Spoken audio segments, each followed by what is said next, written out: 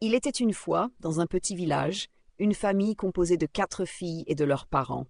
L'aînée, Clara, était studieuse et élégante. La deuxième, Louise, aimait la danse et les festivités. La troisième, Amélie, était vive et sociable.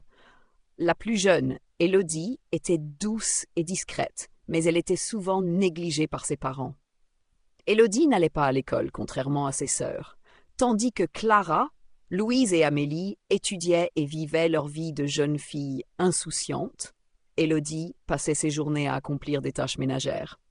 Elle balayait, cuisinait et nettoyait sans jamais se plaindre, bien que son cœur soit rempli de tristesse. Lorsqu'un grand bal fut organisé au village, ses sœurs se préparèrent avec enthousiasme. Élodie, elle, ne fut même pas invitée. Elle resta seule à la maison, vêtue de ses habits simples, en pleurs.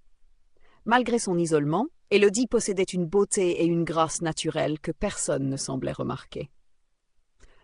Avec le temps, ses sœurs, qui menaient une vie de plaisirs excessifs, prirent du poids et perdirent peu à peu leur éclat.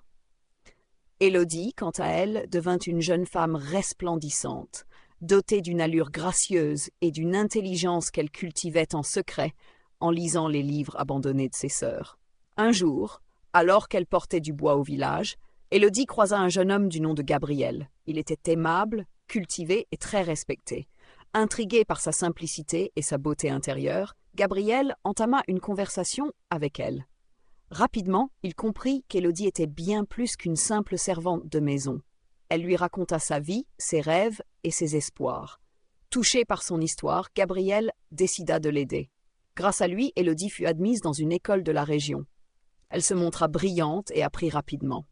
Pendant ce temps, ses sœurs, envahies par les raies et la jalousie, commencèrent à se remettre en question.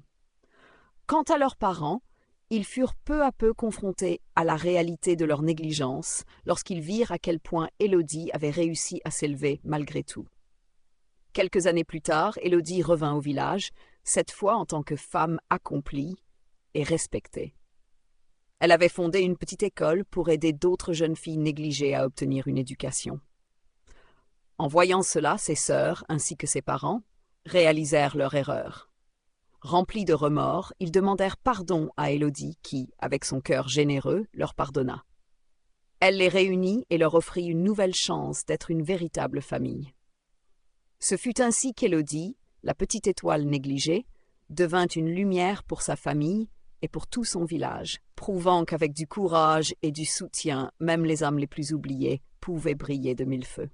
Si vous avez aimé cette vidéo, n'oubliez pas de liker, de partager et de vous abonner pour ne pas manquer nos